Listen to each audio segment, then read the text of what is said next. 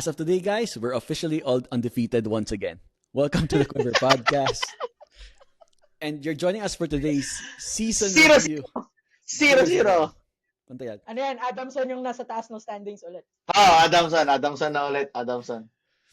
We're here for today's season 87 review of the UAAP. So we'll be answering the 8 biggest question from the past season, going from one by one. And to do that with me today is Vic. Say hi. Say hi. Brian. Hello. And Gio. Hey everyone, kala ko season preview na to for 88, so alis na ako. We can start. We can do that. If we wanna move on, we can move on. But a bit more content for the past season. Then we can start moving on. Konti na lang. Konti na lang. So the season, guys, LaSalle ended up second to UP. Not the ending we wanted. And unfortunately, tayo pa rin tayo sa replay. Unfortunately. Baka sakali. Panoorin mo yung replay ng last year. Mas masaya yan. So, we'll be going through the 8 biggest questions from the past season and seeing why we ended up where we did at the end of the finals. Okay? But before we go through each question, don't forget, you can still win an Ibarra Trofeo Green dress watch from Ibarra Watches Manila. So all you have to do is to subscribe to our YouTube page. Once we reach 1,000 subscribers, konti na lang, guys. We'll be raffling off this special Ibarra Trofeo Green. Yep, yeah. Almost there. If you wanted to get it, if you can't wait, get it right now. Head to your nearest DLSA office. Buy it there, exclusively there, and part of the proceeds help out our student athletes. So, diba? You get yourself a watch, you help the athletes. Better. It's a good cycle. Champion, may watch ka pa. Kicks, parang ano yan, Mona Kiki. May Mona ka na, nakatulong ka pa. Kala mo, Yes, exactly. Diba? At dahil nanalo yung student athletes, masaya ka pa, diba, after? Yun, masaya ka pa. Yun. Dahil masaya ka, bibili ka ng watch ulit. So, ikot siya. Paikot-ikot lang. The circle of life. Okay, guys. Yes. First, let's go through it. First question for recap. First question. Should we stick with Henry Agunane as our foreign student athlete? Context, guys. Henry had big expectations coming to the season. We felt it was an upgrade from Bright. We expected he won't just be a role player like Bright. He'll be an impact player, a game changer in some cases. Not Ben Mbala levels, but someone serviceable, someone we can rely on to come through for us in games. First with you, Gio.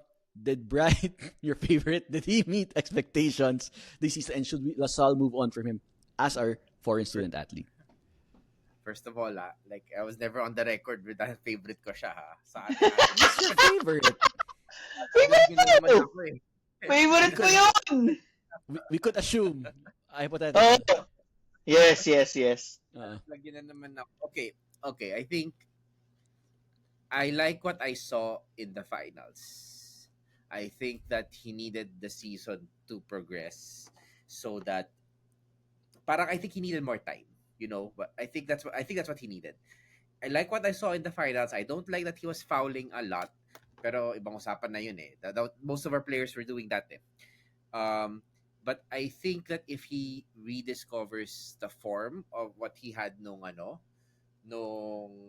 preseason games, then I think it would be very good for LaSalle. The guy can shoot a 3. The guy can improve and has improved throughout the season for what it's worth. Nung first round parang butterfingers talaga siya. He was like Abu Tratter on steroids during that time. So I mean, Abu Tratter is really good now in the PBA, and I think that if he follows a similar progression, he can become a very solid foreign student athlete for us. So for me, I think we should still stick to Henry. Vic, how about you? I think it should be an open competition again between Bright and Henry. I think many would say na kasi napanood din natin si Bright sa UCAL eh. Tapos ang sinasabi ng iba ay mahina naman yung kalaban diyan eh. Well, for me, ang sagot ko doon is yun nga, mahina na yung kalaban, but at least you saw para sa akin, meron siyang improvements din na nagagawa. So for me, I'd still prefer na magkaroon sila ng competition pa din to push each other para malaman kung sino talaga yung tamang Fit option. for I the think team. with the personality of the coaching staff, I think sa preseason makikita naman natin yan eh. Definitely there will be preseason tournaments na nandun si Henry, there will be preseason tournaments na andun si Bright. So we'll see. Ako yun ang ano ko. I hope na Bright still gets a chance to fight for that spot. Yeah, and it was really interesting when he was playing, winning that Team B tournament, Vic. That was such a mouthful. It's the PG Flex Ninolem Invitational Tournament. Medyo ano siya. Diba? It's a mouthful eh. Kasing haba ng mga PG games. Flex. PG Flex Quintana Cup, o diba? Haba Quintana pa. Cup. Quintana Cup. Quintana Cup pa. That's right. Oo, It's a diba? mouthful. It's a mouthful. I think good point, Vic. Bright has a case. He had a good performance in that Team B tournament. As a role player, he was serviceable for us last year, but we can't expect to impact a game, diba? I guess for me, it's Bright. They have Henry's a higher ceiling of the two. Maybe the floor is the same, but Henry might have a higher ceiling. That's how I see it. But you're right. If Bright can step up in the offseason, he sees, I have an opportunity to get back into the team, diba? That's only good for LaSalle, kung may competition. Oo. I totally agree. Totally agree. How about you, Brian? The best thing about this, hindi pa naman agad start ng pag-file ng roster for season 88. So I like what Vic said na you can open up the competition. And malay natin, meron biglang maging available din na not just them two. Malay mo may kumatok sa doors sa Razon na foreign student athlete regardless of kung saan siya maglaro, and maybe he can be a good fit then. But for now, we know na silang dalawa yung Pwede talaga eh. the system. Oo. Pero we're not shutting doors. Yun lang siguro yung message ko dun. And I think okay din na Bright and Henry will keep each other on their toes. Kasi if kumpiyansa na ngayon si Henry na siya yung gagamitan next season, then I don't think he'll be as motivated to develop whatever he is lacking. And the same with Bright. If he doesn't realize na meron pa siyang spot, then wala na siya masyadong gagawin in the team. Kasi parang practice na lang siya. Parang magiging practice player na lang siya for mirroring the opposing FSAs. Ganun ang lalabas sa kanya. Correct. He's gonna Correct. have content like that. So I like what Vic said na open competition. I do think na right now, kung kailangan na natin talaga magpasa ng roster, I would put Henry slightly a step forward than Bright. But obviously, ang sukatan din natin is not just the individual skill set that each FSA has. Maganda yung sinabi ni Vic na sino yung best fit. Sino yung better fit dun sa dalawa. Kasi as we've seen sa championship winning run natin noong 2023 where Bright was involved, he doesn't really have to be the best FSA in the league. He just has to be the most effective in our system. So, ang daming players, diba, na sasali next year. And with Kevin Cambao officially out of the picture, di masasabi natin na the dynamics of the team will be different. So, Yeah, good thing agree. about this, we have 9 months or less than 9 months to figure that out. And alam naman natin na marami tayo sinasalihan pag off-season. So, we will always get that opportunity to check. Tagal pa. Buti na may volleyball. And good thing we have the volleyball to look forward to. Yep. You can follow here in the Quiver podcast. Next question, I'll just throw it to Gio. Then you guys can comment if you have your thoughts. Gio, question number 2 is, was the point guard issue too big a hole? I guess to drive this question further is, we had a question of the one position with Evan Nele leaving, with Mark Nonoy leaving. It was, can Josh David and our one and done Lean Ramiro carry the load for the Archers, right? And we agree, Josh David was serviceable. He was in a top 10 of the medical race.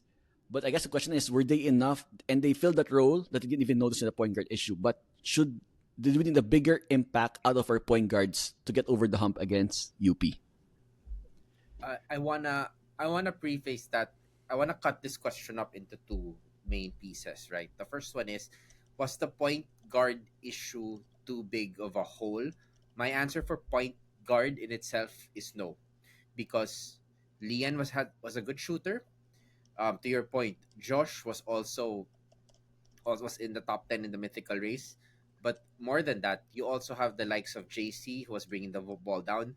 JC, Doi, Voris, all of them were able to play as the point guard for that matter, right? On that side lang ah. But I think the bigger issue was a leadership from a setting up of a play standpoint. That hole was too big to fill in. We thought that possibly it was Kevin, because Kevin was passing a lot previous Yeah. season. We thought that he could fill in that hole, but this season he actually needed to shoot more, because turns out that a lot of our players couldn't create their own shots, or in a certain aspect, diba? So I thought we missed the leadership role more. I thought we missed the times when Evan would go down the court and just dump it to KQ on his own. Kahit bad pass, idadump niya kay KQ eh. Kasi alam Yeah. niya, May yan na lang. bailout ka dyan eh. May bailout ka dun eh. But you know what I also missed? I'm not gonna deny this Joaquin Manuel na bumping players just to prove a point. No, really. Like, alam mo yun, you gotta set up you have to set up the tone eh. That we're not gonna be pushovers here. These were the small things we missed in the run this season, in my opinion. Right. Any thoughts from you, Vic or Brian, on this topic? Go ahead, Bri. Ano lang, naalala ko, di ba nabanggit ko nga from the previous episode, katabi ko si Evan, sabi ko, how much would you love to be on the court right now? Sabi niya, very much so. Tapos sinasabi niya, uy, magsuot ka pa yung uniform. Tingin ko, aside from his talent in creating his own shot, we also missed yun nga, the conviction he has. And siguro, that's what we needed to see from other guards we had.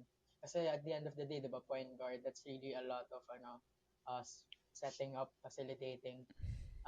It comes with the role, so to speak. So kahit hindi ka stellar sa production ng points, but if you can keep your teammates producing, parang hindi ka hanap-hanapin ng fans mo or ng teammates mo. Parang walang problema sa spot. I would say, overall the course of the season, we had a decent point guard rotation, but maybe not a championship winning point guard rotation.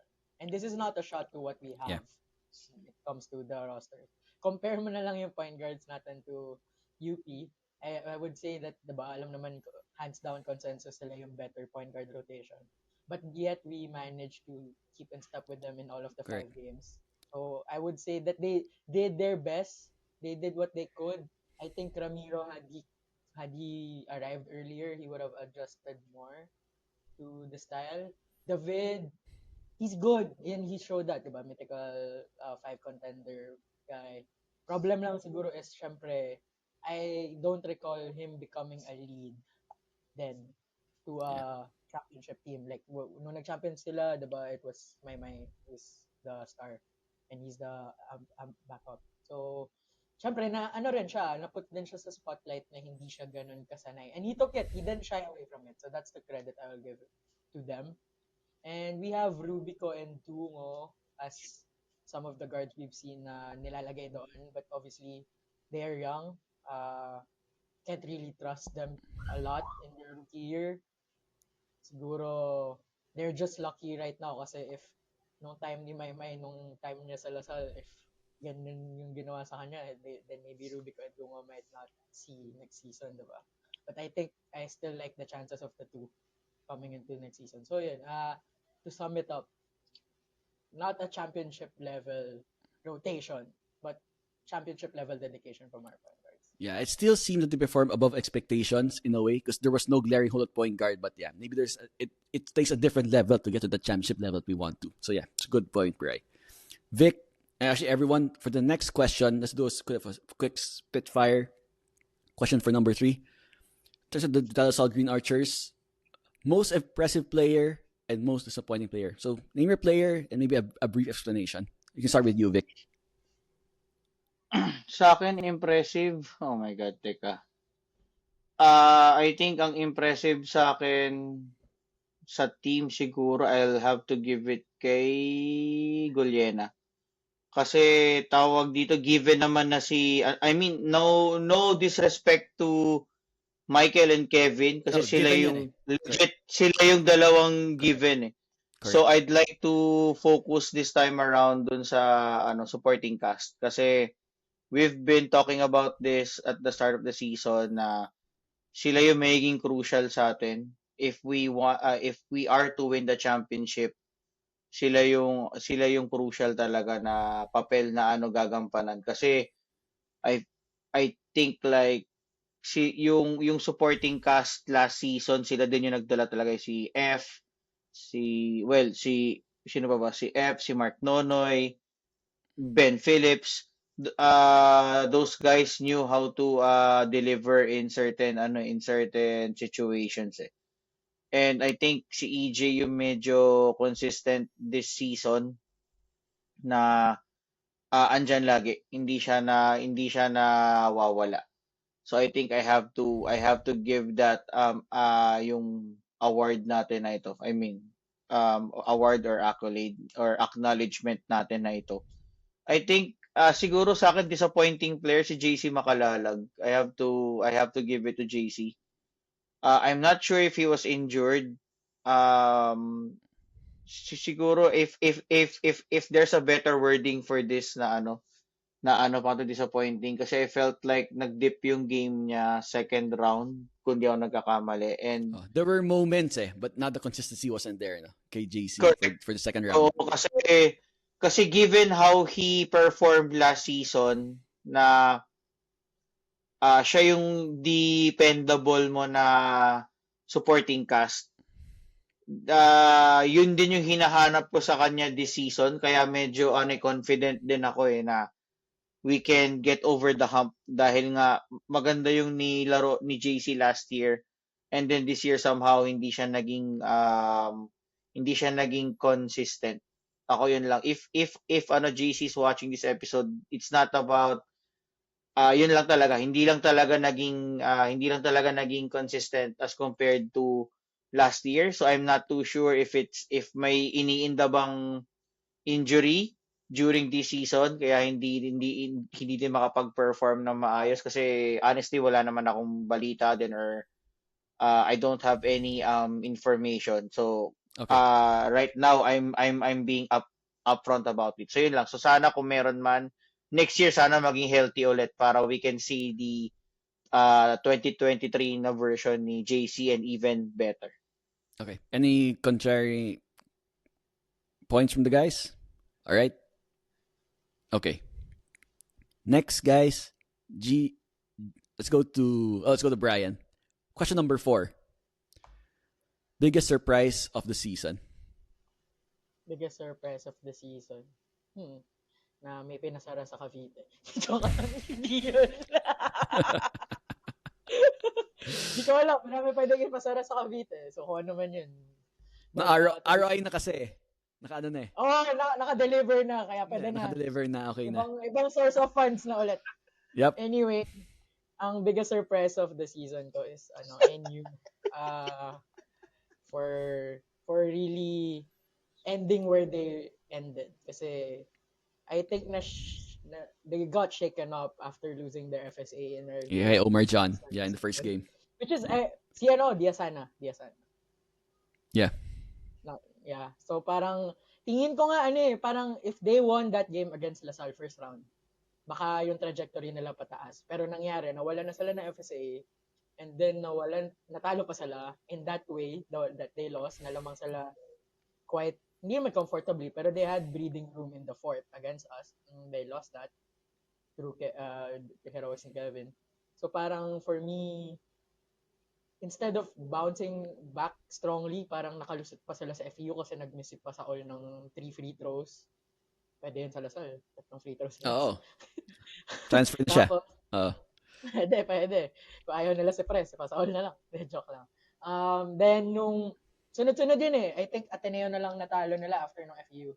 So parang for me, ang surprise is competent yung players eh. Hindi tayo nagulat actually nung tinalo nila tayo nung round 2 kasi aside from that being an unbearing game, it's an NU team na gustong patunayan sa sarili nila na they are strong. So that's my surprise na but walang nag-step up sa leadership mantle nila to carry them through the first round. Yeah, so yun sabi. Does UST finishing third fall under surprise, or even UE? They surprised us in the first round. They surprised us again in the second round. Hindi sila umabot. There were 2 surprises for us in UE. 7 kasi. Tingin ko, yun yung hindi surprise. But to finish third, they were in the conversation naman in the Final Four. Siguro not consensus, pero their name was being thrown into the mix. Siguro yun lang. Naging less of a surprise because it's a 7-7 record. Yeah. Okay. Thanks, Bri. And before we continue to our 5th question, we'd like to thank today's podcast sponsors first, Blue Fire LPG. For all your commercial needs for canteen, office, cafeteria, contact Blue Fire LPG on social media. The only blue that's right for you.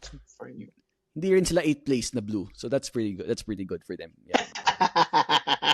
May awards yan. May awards. Diba? Kahit tayo this season, guys, may mamahawakan pa rin tayo na Yun. friends are in front of na 8th place. Diba? Yan. Part ng asaran lang yan. Nasa tayo nung 6 tayo lagi. Ayun, nasa tayo natin 8 sila. That's how it goes. And ayaw nila magpatalo eh. Kasi yung 8 mas mataas sa 6 eh. So, the first 6 is greater than 8. diba? We're talking about floors and ceilings. Sige, 5 feet kayo. High ceiling. Pero 8 rin kayo, diba? So, at both ends. It's because down from the hill, as they say, diba? Okay. And also like to thank Sabi Skincare for younger skin with natural products. Sabi Skincare, check them out on social media for all your skincare needs. Kasi ngayon, diba? It's Christmas season. Want yourself looking good para face those mga asar ng mga friends na taga-UP, mas maganda at gwapo pa rin kayo with Sabi Skincare. Okay, guys. Question number 5 out of 8. This is a bit fun. I know where this is going.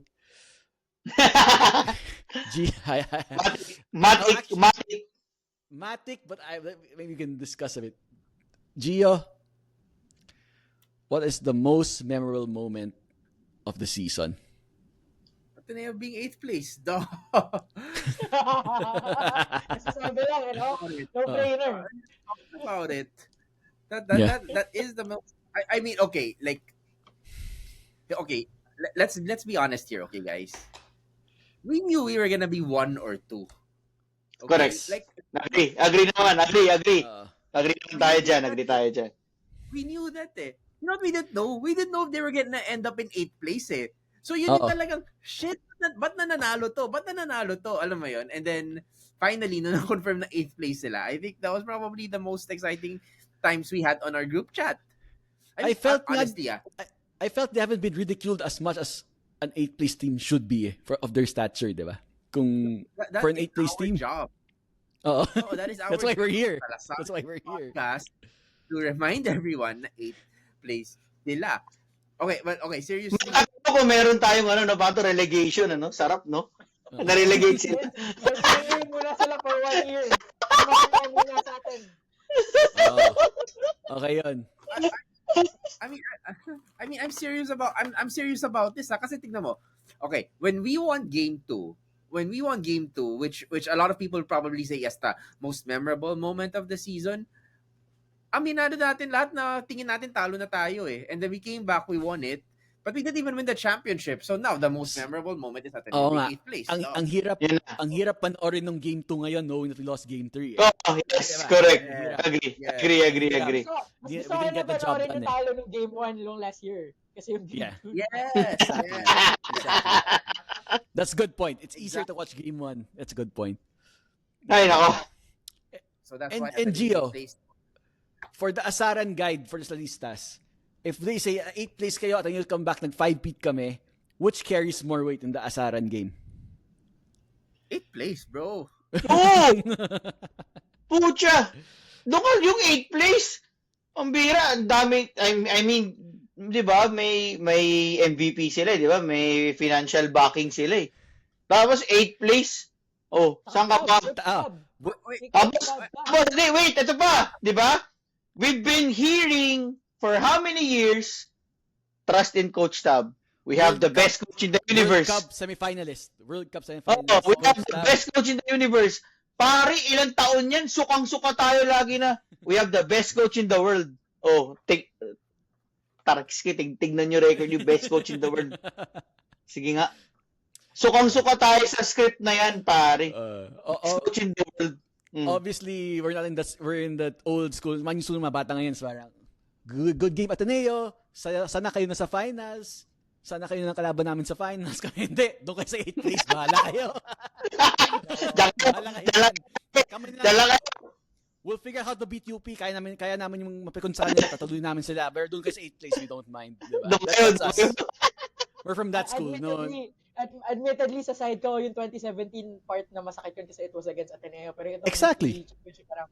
Parang, okay, sige, tanggap naman natin. Bawi na lang next year. Ang Ateneo. Parang, yes. And they feel exactly the same way. They feel about us. You have an 8th place. I will give them credit for this. 2017, Isaac ko hurts 100 times more than Francis Lopez 3. No doubt. Oo. No doubt. I will give this to them as part of the credit. Wala, masakit pa rin si Henry. Oh, sorry. Ayun.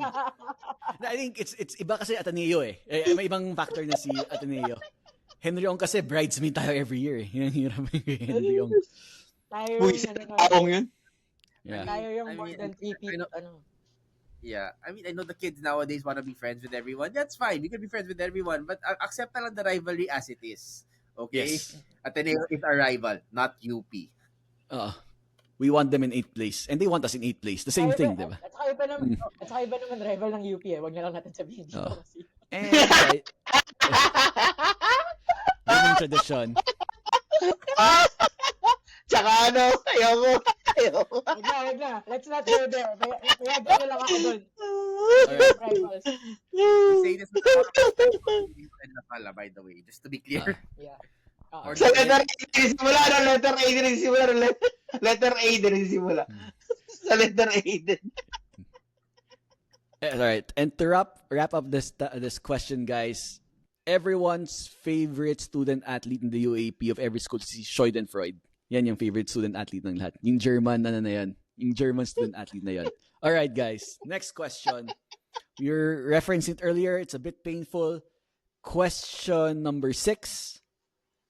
Vic, what is the biggest reason we fell short of the title? Supporting cast. Kasi last year, ang daming gumawa. Even, finals, di ba? X Factor, bigla si F. Yeah. Na knocking those 3, scoring layups ng game 3 against si Polly, di ba?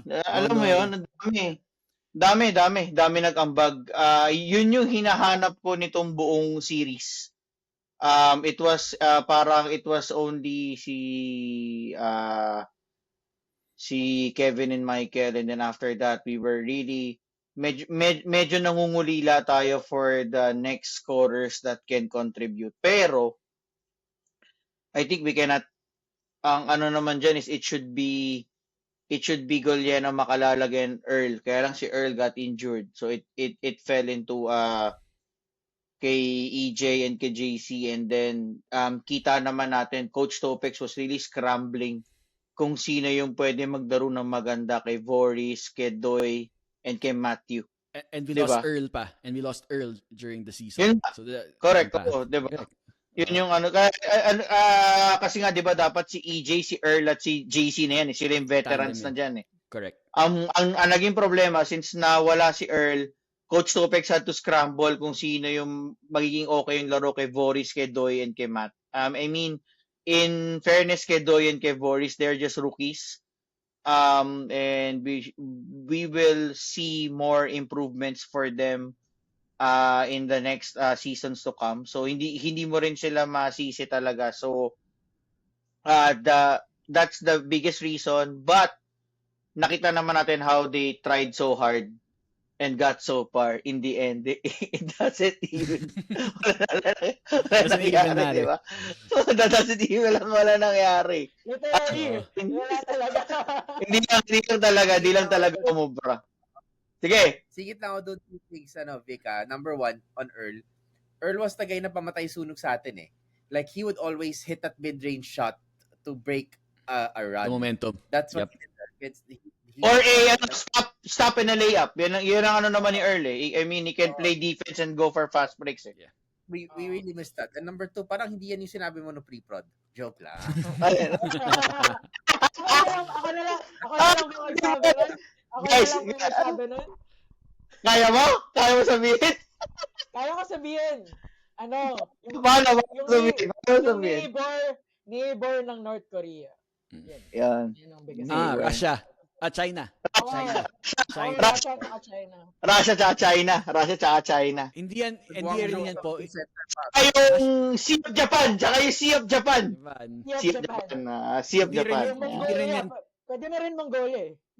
Hindi rin yan Pogo China. Hindi rin yan Pogo China. We're not saying that. Hindi Pogo. Hindi. Pero pwede rin. We're not saying that. Sky Arsenal. Kakaano nga, kaka-close nga lang eh.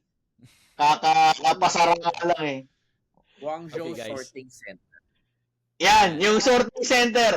Shenzhen tsaka Guangzhou Sorting Center. Yan. Yan. All right, guys. Next question, and we can go round table for this one.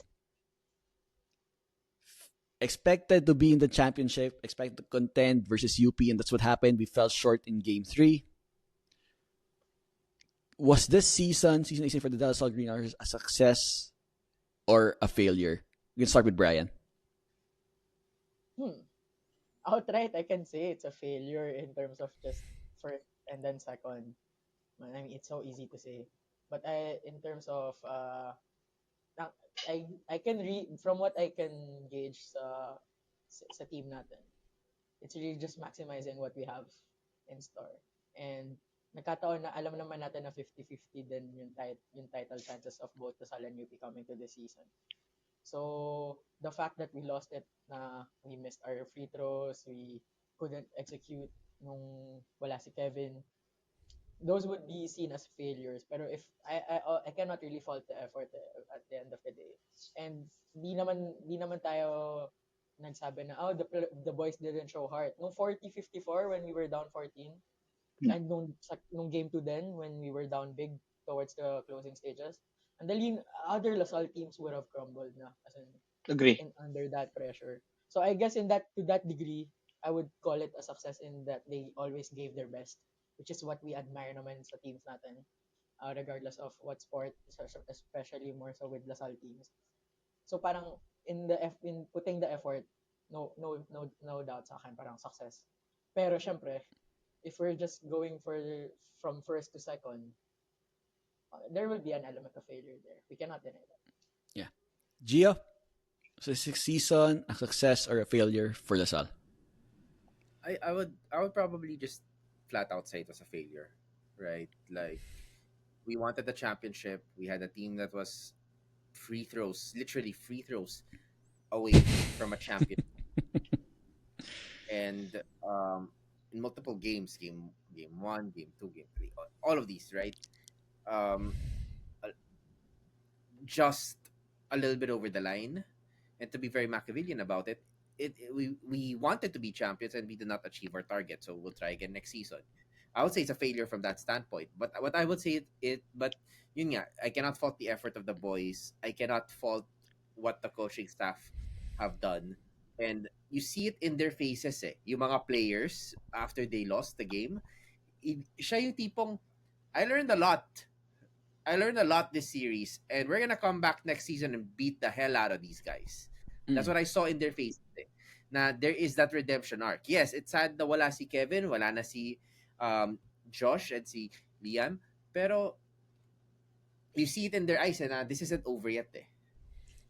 And that's what I'm looking for the next season. And Gio, and when we say it's a failure, it shows Lasal as a program, it's championships or bust eh. Really, as a program. We don't we don't celebrate second places. We do it, even though we know we're not with the teams na on the table na, okay, Final Four lang, it's still championship or bust for LaSalle. That's still the expectation eh. So it's really, if it's not a championship, It's a failure. It's a failure. And that's nothing wrong. It's ganun talaga yung standards. And that's completely fine. Yeah. That's, diba? You aim for the sun, you land on the moon, diba? We don't That's what they say. we don't join just to participate eh. We Correct. join to Yes, win the championship. yes. Yun yung standards natin lagi every season. Yeah. Yeah. And diba But celebrate big place for Ateneo. Yun lang. you know. And remember si Razon met with the team before last year's season start. He said, diba, we had a new coach, the team was still gelling, but sinabi niya, you guys it's championship or bust for you guys. And the thing he said before this season, last year is over, go win another championship. So it just goes to the standard of the program of LaSalle. Vic, I think you're leading to it. Same thoughts? Success or failure for this season?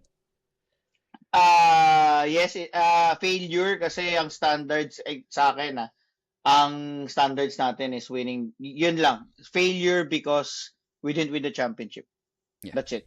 Kasi yun yung standard natin eh. Yep. No coffee table book there. No special. No. Pare, ang pare sakit niyan kasi nung panahon namin 4 na taon na second place, wala kang COVID eh. Wala kang isip niyan eh. Ano ba yun? Pare, kung may coffee table book tayo ng second place, pare, do-donate ko yun sa Christmas Oh, ang drive. dami. Ayaw ko, Dami. hindi ko babasahin yun, pare. Hindi ko babasahin yun, pare. Di mo nga rin Sa book i-display yun drive. eh. Di mo rin i-display yun eh. Pare, kinahihiya ka yun. But on a personal note, I think success for Brian. He had this and Willie for their season-long dream to be featured in the Yamaha Flex Cam. So good job to you guys that dream finally came true. Yun yung success. Yun yung success Yun natin. yung Yan ang championship success. trophy namin ni Willie. Diba? Biggest takeaway from season 87. Okay, guys. Last question, number 8. Okay, here we go. Last question, number 8. It's our Derechuan hot take Matindi of the day. Matindi to. After Matindi. matindi to. Brought to you by Blue Fire LPG. Okay, KQ declared he'll be leaving for the KBL. Uy! Yung ba yung partida natin? Yung ba yung partida natin? Oo. On paper, he declared after the finals. Okay, so yun na. On the paper, he declared after the finals he'll be signing with the KBL team. Good luck to you, KQ, on your new endeavor. Let's look back at his LaSalle career, right? For our next question. Rookie of the Year. MVP second season, champion second season, finals MVP. Third season, MVP. Played for Gilas during his time with LaSalle. Was clearly the best player in college basketball. So the question and final question for the day, guys, where does KQ, Kevin Cambao, rank among all-time Green Archers in the UAAP? Ano to, pagaanan ba tayo? From lightest to heaviest. Kasi parang feeling ko may lightest dito eh. Lightest, weight? By weight ba to? Oo, by weight. Grabe by na to si of opinion. Brian. Great. Kala ko weight, personal weight. Opinion. Sabi ko, uy, Hindi, Pasko hindi, ngayon. doon ako. Pwede kumain. Di ba? Grabe naman si Brian. No, I'm just anticipating na may meatier opinion. Alright, we can start with you, Brian. Okay. I'm gonna say, ano ang question natin, di ba? Ang wording, ang semantics is, among all-time Green Archers. In the UAP. So, let's not go Limeng Beng. In the Let's not go UAP. Kirk Backman. Oo. Yeah. So, ang definition ko dito ng Green Archer in the UAP is yung performance niya for LaSalle in the UAP. So, hindi rin natin Correct. i-evaluate yung mga fill oil or whatever preseason. Yes. Just the games in the UAP. Achievements-wise, he has done a lot in that 3 years.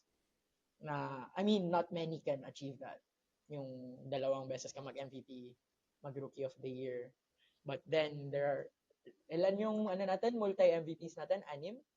Dami. 5? 5? Oo. 5. Sa Mark, basketball in 5, UAP. yeah. I think it's Example 5. lang, titignan natin Okay, Mark Talan failed to win a trophy, UAP title with LaSalle. Don Aliado won 2. June Limpot in our books won 3. And then Ben Embala won 1. So I would say, siguro dahil lang dahil sa trajectory, kasi obviously when Ben Embala entered the league, he's expected to dominate. I will just put maybe Kevin above Embala among that list. Pero yan lang yung mga nag-multi-MVP. Let's not forget players like Mike Cortez, Jeron Teng, who played 4 to 5 years with LaSalle and gave their all to represent the green and white. Even sacrificed their career to a degree kasi diba? We cannot really fault Kevin for leaving LaSalle kasi syempre time is right. Baka if he stayed a year or two longer, the opportunities won't come as they are coming now. So we wish him luck there. Pero kung ang criteria lang natin is being a green archer in the UAP, I would say there's still around 5 to 10 guys ahead of him. And this is not a shot at him. So who are Alam those ko 5 to magaling 10 siya guys, player. Brian? Is that si Renren? Si Renren. Siyempre. Pwede ko sabihin si Aliado. Yep. Oo. He can be there. Papa Jun. Si Jeron. No, syempre. Feeling ko nga, Jun Lepot should still be at least in the top 3. Yeah. If we're just bringing that up. And then maybe si Perkins. I would put even Perkins pa nga kasi at least he helped us win too. I would argue na yung 2013 and 2016, if wala siya dun, he might have not even gotten the titles there. So he was in legal place. So yun lang sa akin, as a green archer in the UAP. But no doubt, sky's the limit for him now. Sky Gunner is the limit right now for him. Sky Gunner. Yeah. Sayang hindi na sa carrot jumper. I would have preferred Ay, yun yung gusto ko carrot jumper. Dapat doon nag-sign si Kevin sa carrot jumpers wag, di na siya nakalaro sa atin nun. You'd think PBA have the weirdest team names there, no? Si Korea will have someone there. KBL. TBL naman nanalo dyan. No? Alright, Gio, how about you? Okay. You're putting me on the spot here. Okay. I think Kevin Kiambao will be one of the best Filipino basketball players ever. And I will not deny that. If you talk about his collegiate career, teka, wala nang battery yung laptop ko. Teka lang. Baka yan naman muna. Baka ako while talking. Okay. Speaking now, in terms of his collegiate career, we talk about the likes of Michael Jordan in North Carolina. Michael Jordan is arguably the GOAT in basketball, but during his time in North Carolina, there's another player who was arguably better than him, and that's James Worthy. And I think, putting it on that note, right, he's probably, I will stand by what I said, and I know Kevin, nagalit ka sa akin dito I will stand by what I said na you gotta win 4 championships, maybe 3 to be part of the all-time or to top the great Renren Ditwalo. And I will stand by that because I think that some of the best Green Archer memories I had were less about people winning MVPs and truly dominating games, but the evoking a certain feeling, the way Jeron just absolutely dominated the 2016 finals. Joseph Yo in 2003, Mac in 2004, Casio and Cholo, their performance in 2007, and even the likes of even the team in 2013 was also like there were some very almost spiritual like performances from some of the archers, and I saw this in game 2. But yun nga, stand by what I said muna. Gotta get past Renren first. Yeah. Let's put it this way, Gio. Would you, if we're talking about ranking, so you would, given Jeron won 2 championships, you don't put him up, despite him being a better individual player, more talented player than Jeron, you won't put him above Jeron in LaSalle rankings? That's a tough question. I think Jeron's performance in the finals might put him on equal footing with KQ. How about like a Mike Cortez? Mike Cortez. Napirapan kita. I'm kidding. Start next season. Pwede naman may extra ambag si Mike Cortez through Jacob next season. No, but no, I mean it's a really hard question kasi now if you look at it logically, if you look at it Correct. logically, KQ has one championship but 2 MVPs. Fantastic individual collegiate Yes. career. Yeah. But Renren has 4, Jeron has 2, Thomas has 2. Siningin ko talaga si Thomas doon. Favorite player. Thank you, Thomas Torres. Mac has a couple.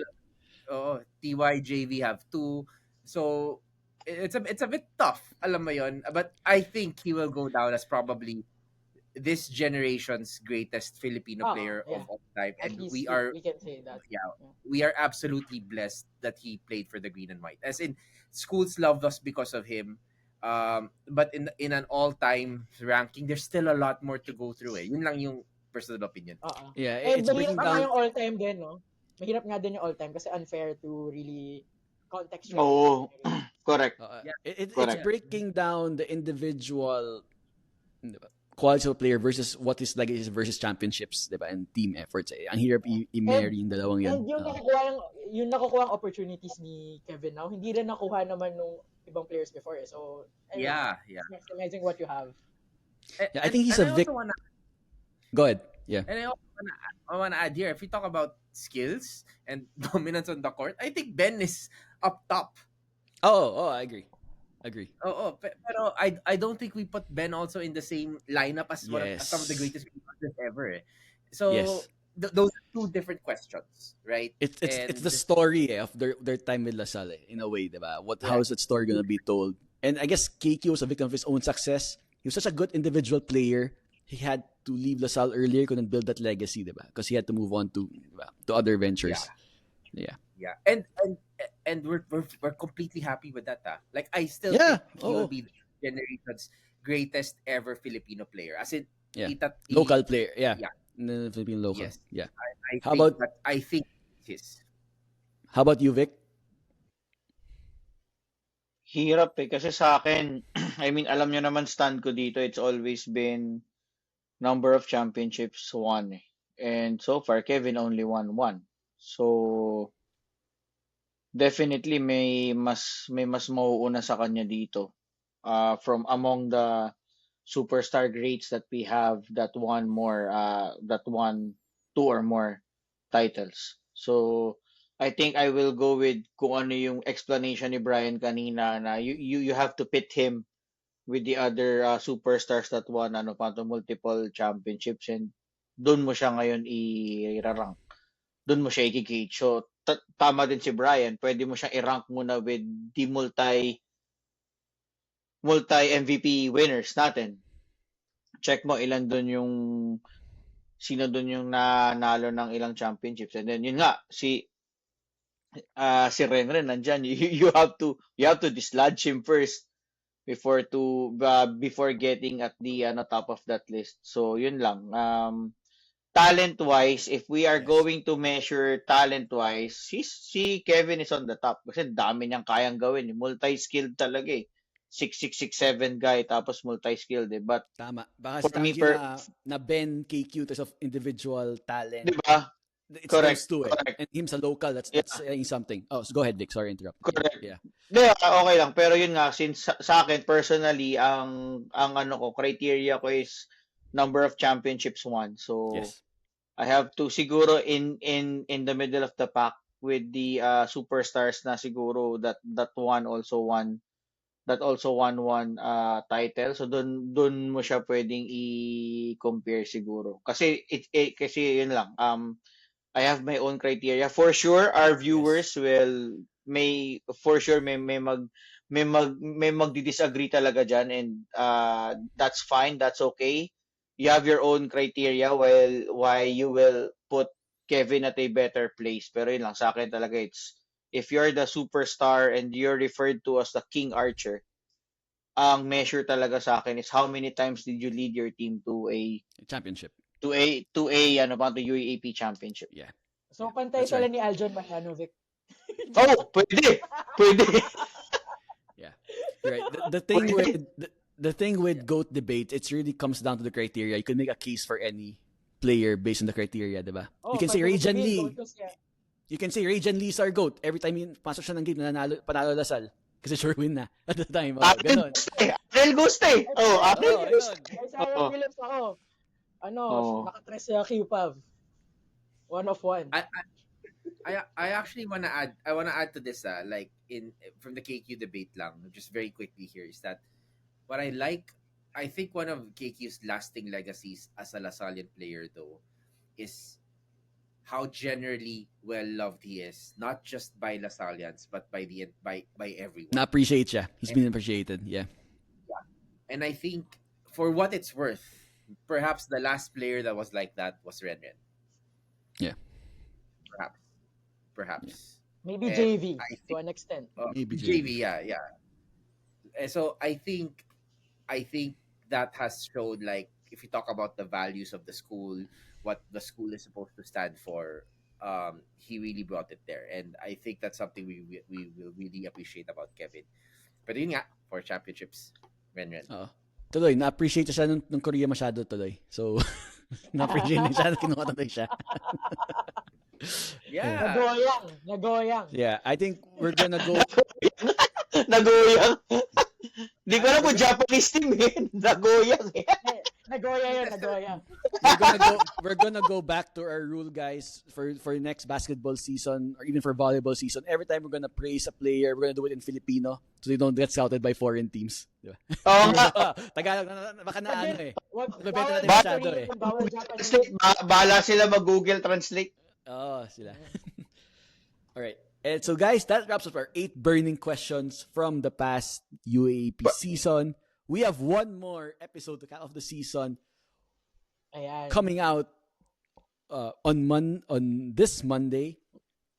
So guys, we've had the UAP, Mag-Merry Christmas sa lahat. we've had the UAP awards, the MVP, Medical 5, but that's only the undercard to the greatest awards show in college sports, the Quiver Awards, happening on Monday. We'll be also throwing out audience questions to you guys so you can vote for your entries, for your winners, and we'll be announcing it on a very special episode coming out next week. So stay tuned for the Quiver Podcast Awards. So guys, check the YouTube community channel for some of the polls. yes, so Yeah. check there. So don't forget to subscribe to our YouTube, follow us on Spotify, get a chance to win that Ibeara Trofeo Green Watch. Trofeo. So that's a wrap for our season recap for season 87. Comment below, what are your thoughts on the questions that we discussed? Is Kikin all-time great? What was the biggest shortcoming this season? What's the biggest surprise? Let us know in the comments and we'll be happy to discuss with you. So Yeah. guys, Magpapa-fan na ulit tayo. yep. So guys, thank you for listening. Brian, Vic, Gio, we'll see you for the Quiver Awards. Get ready. Ready niyo yung mga glam team nyo. So be... Oh, yes. I'll be preparing my glam team para may aayusin sa akin yun. Yung sa hair and makeup. Yan, yung hair Magsasabi na sila. Yeah, we need to use Sabi skincare. Yep. paano ka na yung hair mo, Vic, paano yan? Ano yan? Yeah. Pareho na tayo ng time zone yan. Yeah. Alright guys, this is the Quiver Podcast. Guys! Signing off. Pagka nakita niyo si Kiko, mga next week, hindi yun multo ha. Hindi yun multo. Baka sabihin niyo, yan dito ka. Ano po yun? Totoong apparition niyo yung makikita niyo. Hindi yung multo yun. Mabigla kayo tumakbo eh. Pag nakita niyo somewhere, napakalat-kalat dito. It's for real. It's for real. Alright guys, thanks for listening. Subscribe, follow the Quiver. And as we always say, Animo na sa... Animo na sa- That's all.